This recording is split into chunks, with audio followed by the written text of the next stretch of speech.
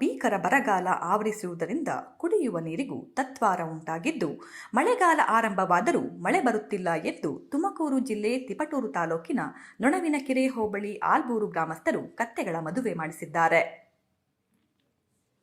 ಆಲ್ಬೂರು ಗ್ರಾಮದ ಗ್ರಾಮ ದೇವತೆ ಶ್ರೀ ಕೆಂಪಮ್ಮ ದೇವಿ ದೇವಸ್ಥಾನದ ಆವರಣದಲ್ಲಿ ಕತ್ತೆಗಳಿಗೆ ಮದುವೆ ಮಾಡಿಸುವ ಮೂಲಕ ವರುಣ ದೇವನಿಗೆ ಪ್ರಾರ್ಥನೆ ಸಲ್ಲಿಸಿದ್ರು.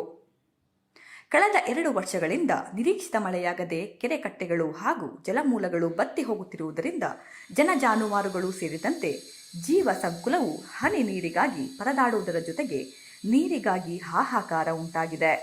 ಮಳೆಗಾಲ ಪ್ರಾರಂಭವಾಗಿ ಭರಣಿ, ಅಶ್ವಿನಿ ಮಳೆಗಳು ಮುಗಿಯುತ್ತಾ ಬಂದಿದ್ದರೂ ವರುಣನ ಕೃಪೆ ಆರಂಭವಾಗಿಲ್ಲ. ಈ ವೇಳೆಗಾಗಲೇ ಪೂರ್ವ ಮುಂಗಾರು ಮಳೆ ಪ್ರಾರಂಭವಾಗಿ ಮುಂಗಾರು ಬೆಳೆಗಳನ್ನು ಬಿತ್ತನೆ ಮಾಡಬೇಕಿತ್ತು.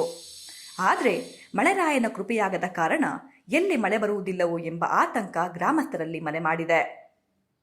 ಸುಡು ಬಿಸಿಲಿಗೆ ಜನಜಾನುವಾರುಗಳು ಹೈರಾಣಾಗಿದ್ದು, ಮಳೆ ಬಂದರೆ ಸಾಕಪ್ಪ ಎಂದು ರೈತರು ಮಳೆಗಾಗಿ ಆಗಸದತ್ತ ಮುಖ ಮಾಡಿದ್ದಾರೆ.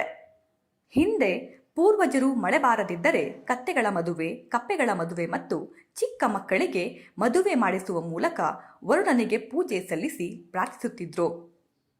ಈ ವಾಡಿಕೆಯಂತೆ ಆಲ್ಬೂರು ಗ್ರಾಮಸ್ಥರು ಕತ್ತೆಗಳಿಗೆ ಮದುವೆ ಮಾಡಿಸಿ ನವವಧುವರರಂತೆ ಕತ್ತೆಗಳನ್ನು ಶೃಂಗಾರ ಮಾಡಿ ಗ್ರಾಮದ ಪ್ರಮುಖ ಬೀದಿಗಳಲ್ಲಿ ಮೆರವಣಿಗೆ ಮಾಡಿ ಮಳೆರಾಯನನ್ನು ಭಕ್ತಿಯಿಂದ ಪ್ರಾರ್ಥಿಸಿದ್ರು.